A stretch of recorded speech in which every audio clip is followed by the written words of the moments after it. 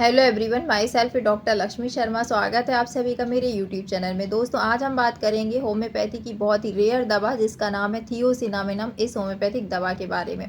इस वीडियो में मैं आपको बताऊंगी कि थियोसिनामिनम जो है होम्योपैथिक दवा किन किन कंडीशन में बॉडी के किन किन पार्ट्स पे अच्छा काम करती है और आपको इस दवा को एज पर योर कंडीशन किस तरीके से प्रयोग करना चाहिए, इन सभी को हम जानेंगे डिटेल्स में। इसके पहले दोस्तों, अगर आप मेरे चैनल पर नए हैं या वीडियो को पहली बार देख रहे हैं तो बेल आइकन को प्रेस करके चैनल को सब्सक्राइब जरूर कर लें। वीडियो बहुत ही इंफॉर्मेटिव है, इसलिए वीडियो को बिना स्किप किए एंड तक जरूर देखें। तो चलिए शुरू करते हैं। थियोसिनामिनम जैसे कि जो दवा है, ये दवा सरसों के बीज यानी मस्टर्ड सीड से बनी होती है। मस्टर्ड सीड के अंदर ऐसा पाया जाता है, एक केमिकल कंपाउंड होता है जिसे हम रोडेलिन के नाम से जानते हैं।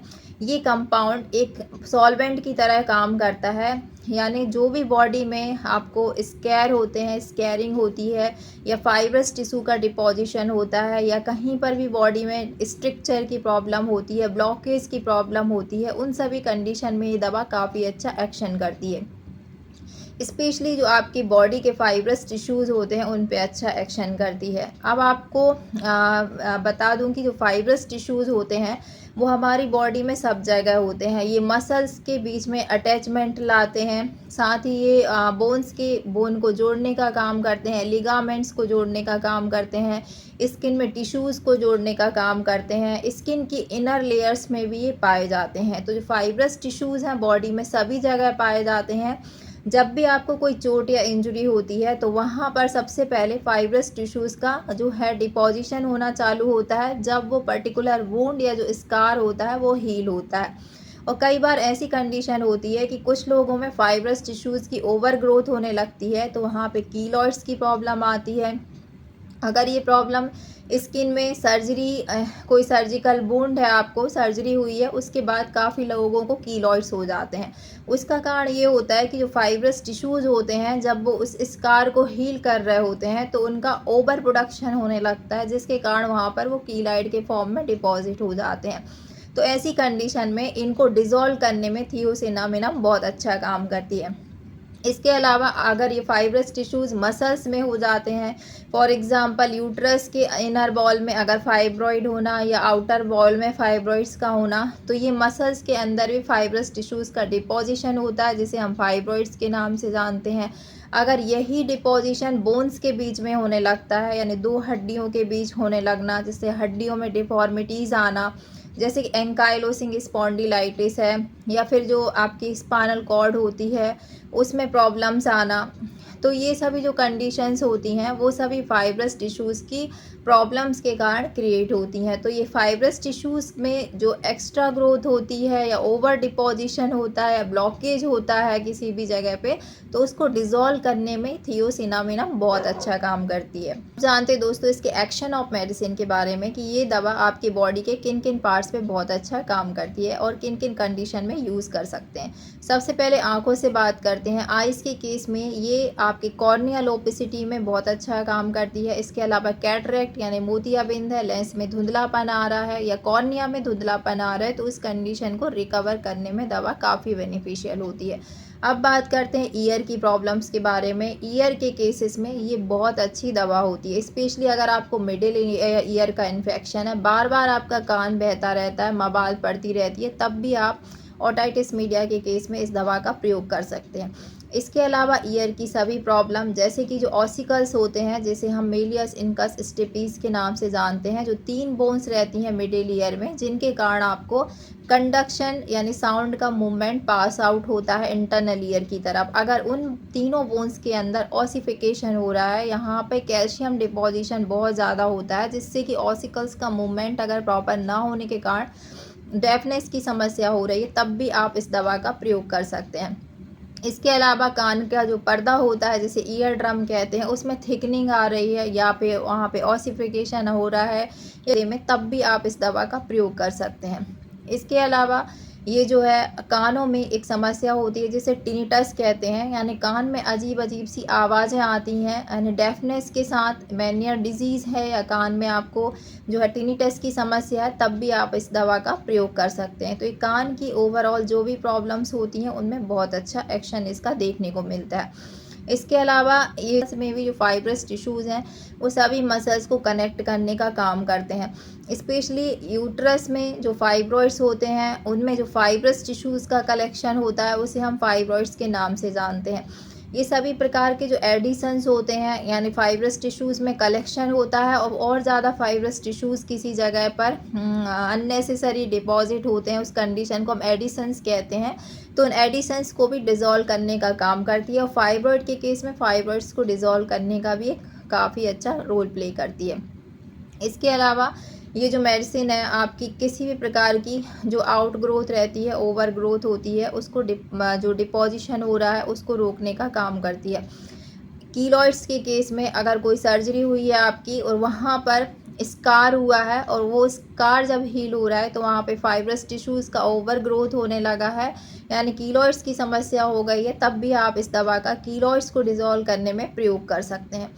सभी केसेस में ये दवा बहुत लंबे समय तक लेनी पड़ती है। इसके इंस्टेंट कोई भी रिज़ल्ट आपको नहीं मिलेंगे। इसको आपको 5 से 6 महीने लगातार प्रयोग करना पड़ेगा, जब आप इस दवा के रिज़ल्ट देख पाएंगे किसी भी केस में, क्योंकि ये दवा काफ़ी रेयर मेडिसिन होती है और इसका एक्शन ऑफ मेडिसिन भी काफ़ी स्लो देखा जाता है। अब बात करते हैं दोस्तों, ये जो यूट्रस के केस में ये जो दवा होती है, अगर फैलोपियन ट्यूब में अगर आपको ब्लॉकेज है फीमेल्स के केस में और अगर कंसीव होने में प्रॉब्लम हो रही है तो ये फैलोपियन ट्यूब के ब्लॉकेज को भी रोकती है, वहाँ पे डिज़ोल्व करने का काम करती है और जो फैलोपियन ट्यूब का जो ब्लॉकेज है उसको ओपन करने में हेल्पफुल होती है। इसके अलावा अगर आपको एथेरोस्क्लेरोसिस है, ये एक ऐसी कंडीशन होती है जबकि आर्टरीज़ में फैट का डिपोजिशन होता है या प्लैक्स जमा होने लगते हैं, जिससे उसमें हार्डनिंग होती है और वहाँ पर प्रॉपर ब्लड सर्कुलेशन धीरे धीरे सप्लाई ना होने के कारण आपको जो है हार्ट अटैक की समस्या भी हो सकती है। तो इस तरह की जो प्लैक्स की कंडीशन होती है उसको भी डिज़ोल्व करने का काम करती है और आर्टरीज़ को क्लीन करने का ही काम करती है। इसके अलावा काफ़ी सारे लोगों को जब पाइल्स की प्रॉब्लम होती है, जब वो पाइल्स का ऑपरेशन कराते हैं तो उसके बाद उनको एनल स्ट्रक्चर की प्रॉब्लम हो जाती है, उनके स्फिंक्टर में भी प्रॉब्लम्स होने लगती है। तो इस तरह के स्ट्रक्चर को भी ये रोकने में हेल्पफुल होती है। वहाँ पर जब फाइब्रस टिश्यूज़ का ओवर कलेक्शन होता है तो उसको डिज़ोल्व करने में ये हेल्पफुल होती है। इसके अलावा दोस्तों ये जो दवा है आपकी जो एंकाइलोसिंग स्पॉन्डिलाइटिस में है, जिसमें आपके जोड़ों में यानी जो जॉइंट्स होते हैं उनमें काफ़ी ज़्यादा स्टिफनेस होती है और ऐसी स्टिफनेस को रोकने का ये काम करती है। और जो स्टिफनेस हुई है वो फाइब्रस टिश्यूज़ के कलेक्शन के कारण होती है, तो उसमें ये जो दवा है वो जो है लचीलापन कनेक्टिव टिश्यूज़ के बीच में लाती है और डिज़ोल्व करती है एक्स्ट्रा फाइब्रस ग्रोथ को, जिससे कि एंकाइलोसिंग जो स्पॉन्डिलाइटिस की समस्या है वो भी धीरे धीरे ये रिकवर करने में काफ़ी हेल्पफुल होती है। इसके अलावा ल्यूपस के केस में भी स्किन कंडीशन में आप इस दवा का प्रयोग कर सकते हैं। एक और कंडीशन होती है स्किन में जिसे हम स्क्लेरोडर्मा के नाम से जानते हैं, जिसमें आपकी जो स्किन होती है काफ़ी ज़्यादा खींची सी हो जाती है और बहुत सिकुड़ सी जाती है, क्योंकि वहाँ पर फाइब्रस टिश्यूज़ में जो है जो डिपोजिशन है उसका कम होने लगता है, स्किन में कोलेजन का डिपोजिशन कम होने लगता है, जिससे स्किन बहुत ज़्यादा खींची या टेंस होती है और काफ़ी पेनफुल कंडीशन ये होती है। तो ऐसे केसेस में भी फाइब्रस टिश्यूज़ के कलेक्शन को ये प्रॉपर करने का या नॉर्मलाइज करने का काम करती है। कंडीशन होती है जिसमें ये बहुत अच्छा काम करती है, इसका नाम है टीवी डॉर्सलिस। इसको हम लोकोमोटर एटेक्सिया के नाम से भी जानते हैं। इस कंडीशन में एबनॉर्मल गेट होता है, यानी पर्सन जो है वो उल्टा सीधा चलता है, इस तरह जैसे कि कोई ड्रिंक किए हुए है, इस तरह से उसका मूवमेंट होता है बॉडी का, इसे हम लोकोमोटर एटेक्सिया कहते हैं। और जिसमें जो स्पाइन बोन है, स्पाइनल कॉर्ड्स के जो नर्व फाइबर्स होते हैं उनमें डीजनरेशन होता है। तो ऐसे केस में ये डीजनरेशन की प्रोसेस को रोकती है और स्पाइनल कॉर्ड की कंडीशन को नॉर्मलाइज करके लोकोमोटर एटेक्सिया की कंडीशन को भी नॉर्मलाइज करने में हेल्पफुल होती है। लेकिन इस कंडीशन में ये इस दवा का आपको 6 से 7 महीने या 1 साल तक प्रयोग करना पड़ेगा, जब आपको अच्छे रिजल्ट देखने को मिलेंगे, क्योंकि ये मेडिसिन कोई बहुत ज़्यादा जादुई या मैजिकल मेडिसिन नहीं होती है और ये बहुत ही रेयर मेडिसिन होती है। और इसको आप कम पावर में या ट्राइचुरेशन फॉर्म में अगर यूज़ कर रहे हैं तो आपको काफ़ी लंबे समय तक इस दवा का प्रयोग करना पड़ सकता है। अब बात करते हैं दोस्तों इसकी पोटेंसीज़ के बारे में। सबसे पहले ये ट्राइचुरेशन फॉर्म में भी अवेलेबल होती है, जिसमें 3x में अवेलेबल होती है और 6x में ये अवेलेबल होती है। इसके अलावा इसको पोटेंसी में 30 पोटेंसीज़ में 200 पावर में या 1 एम पावर में भी अवेलेबल होती है। आप अपनी कंडीशन के अकॉर्डिंग अलग-अलग कंडीशन में इस दवा का अलग-अलग यूज़ होता है।